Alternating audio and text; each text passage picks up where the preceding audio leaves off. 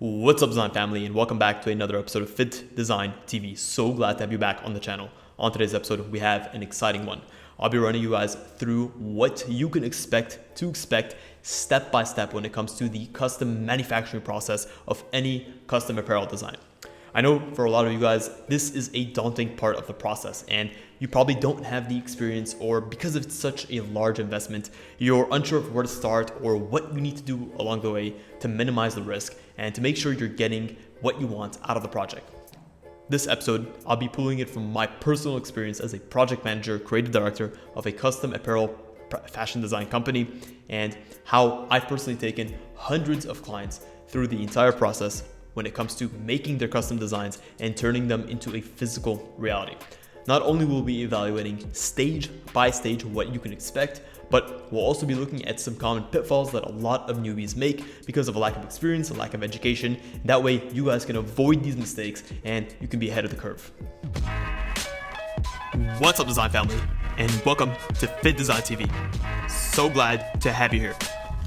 On this channel, we discuss all things sports fashion, graphic design, manufacturing, and technology. We'll discuss key topics, answer pressing questions, and provide actionable steps on starting your own product line. If you're interested in any of the above topics, stick around. You're in for a good one.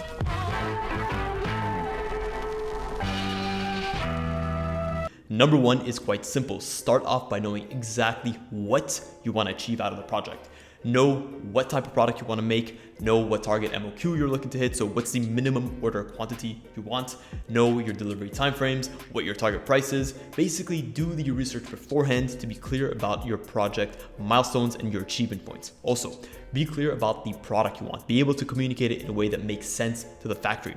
Believe me when I say this, a lot of newbies go into their first manufacturing project without a proper factory-ready tech pack. This is going to be a construction document that is going to take your factory through step by step and is going to clearly articulate and explain to them what your product is, how it should fit, what fabric should be used, and what or how it should be constructed. We've done a separate video in the past, which I highly recommend you check out, where I've taken you through step by step in terms of how to put together a comprehensive factory-ready tech pack. And if you guys want some professional help, our team at Fittdesign can definitely help you with that. So definitely feel free to check the link in the description. Step two, now that you know what you want and you have a ready-to-go factory-ready tech pack, you'll be able to reach out and to court different suppliers. Depending on what platform you are, whether you're reaching out to them directly via email or you're using a B2B platform like Alibaba, you'll want to court different suppliers just to be able to evaluate a bunch of them based on different key characteristics. On an initial conversation, these are the key things that I definitely want to look out for. Number one is going to be a language barrier or their communication skills. Are they able to communicate effectively and quickly, or is there a language barrier that's not really going to help you moving forward?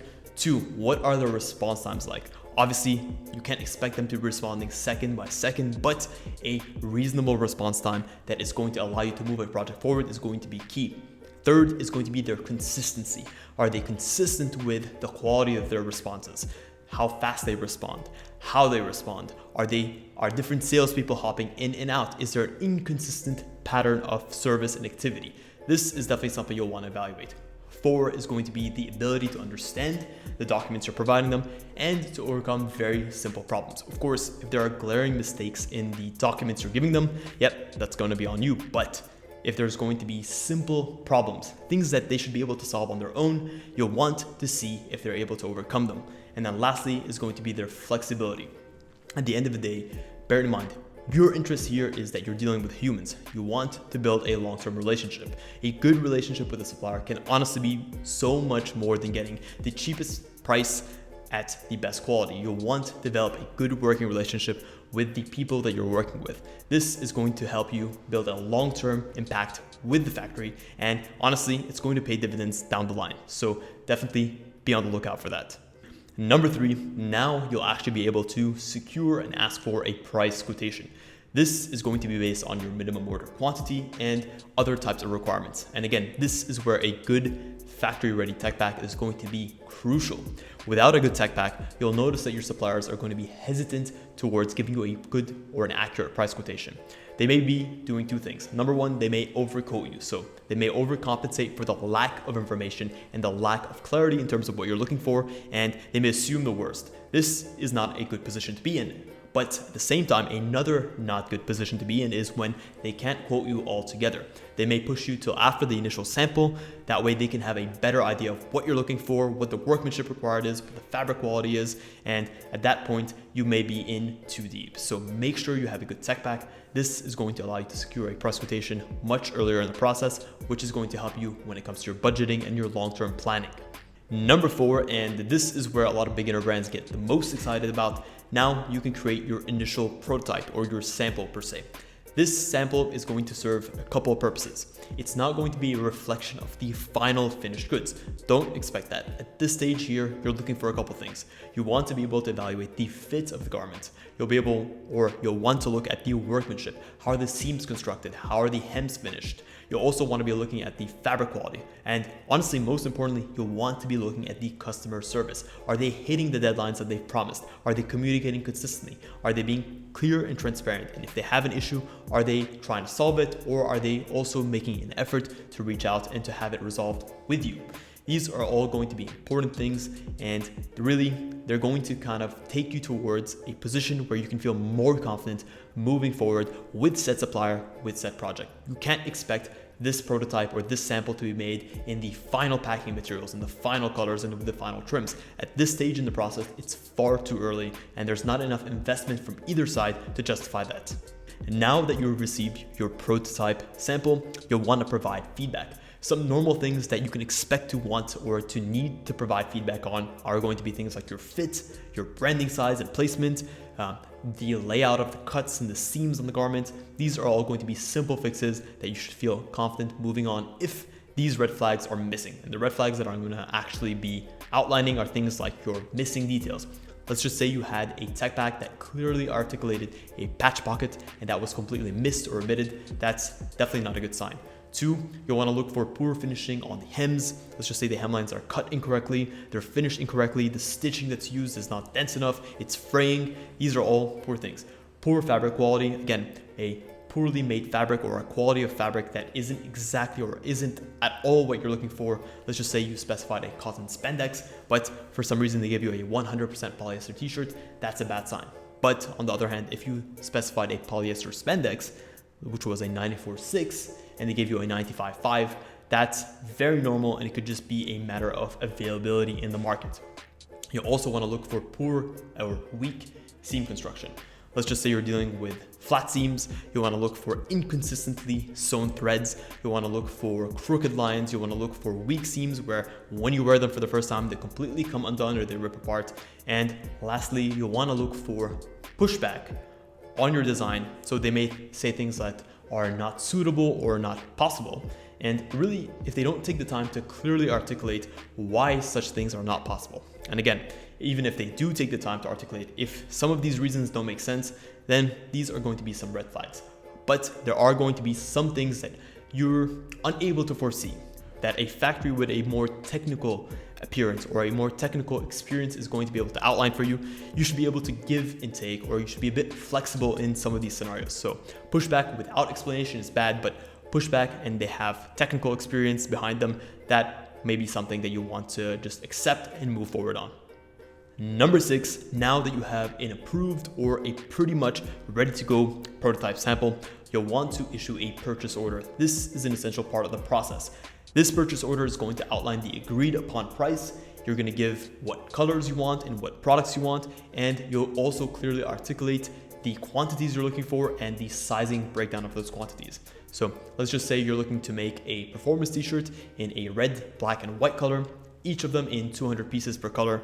You'll want to specify the sizing breakdown. So you might say, I want 50 small of this red shirt, I want 50 medium of this red shirt, I want 50 large of this red shirt, and I want 50 XL of this red shirt.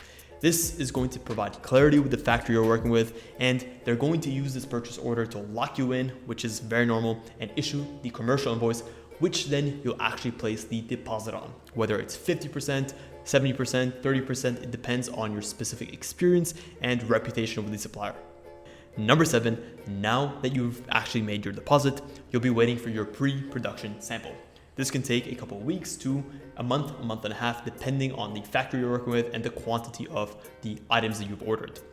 Your PP sample will come in the correct size, in the correct color of every single style you've ordered. Let's just say you ordered 3 different colors of a performance shirt: black, white, and red. You'll be able to receive in your model size, let's just say your model size is a size medium, these 3 colors for testing on everything. So you'll receive a black performance t-shirt in medium, you'll receive a white performance t-shirt in medium, and you'll receive a red performance t-shirt in medium. These will have all the correct fits, they'll have all the correct packing ways. So if you have a care label, if you have a printed neck tag, if you've requested a hang tag and paid for a hang tag, a poly bag, all of this will be included with your PP sample for final approval.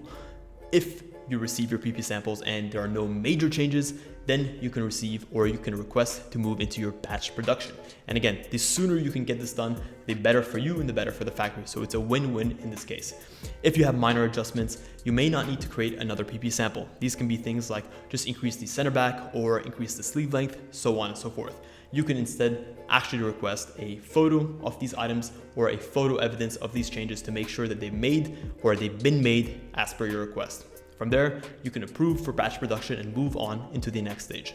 Number 8, once the factory actually goes ahead and makes all of the garments, now they're going to issue you a final packing list. These items are most likely going to be packed into cartons, and they'll issue you a document or an Excel sheet that shows all these cartons and which items and which sizes and which colors are packed into each of these cartons. This packing list is going to be used to generate essentially your shipping cost. It's going to have an outline of the volumetric weight of your actual shipping and a total gross weight of your shipping.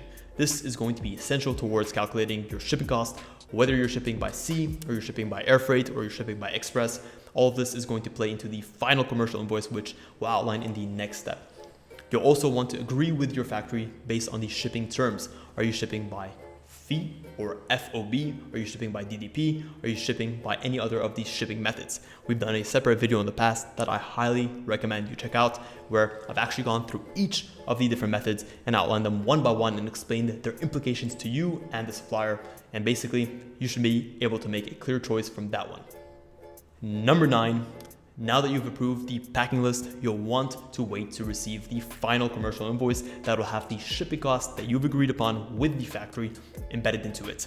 From here, you'll make the final full payment, and depending on the payment method that you've used, it could take up to 7 days for your factory to actually receive it and to proceed to ship out the goods. Number 10, now your garments are going to proceed to being shipped, and this depends on a bunch of things. If you're shipping by air freight or by sea freight, you'll be able to, or you can expect to receive a bill of lading, which is one of the many documents that you'll need in order to clear the goods once they're received at the receiving port.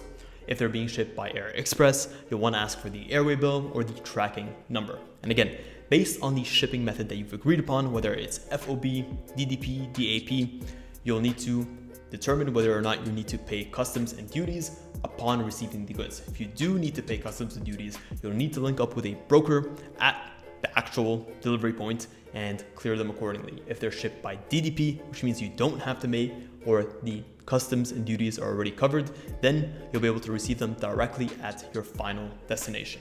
From there, receive the goods, tally up the goods, make sure everything is in order, and you're done. Congratulations, you've just completed your first batch production order successfully.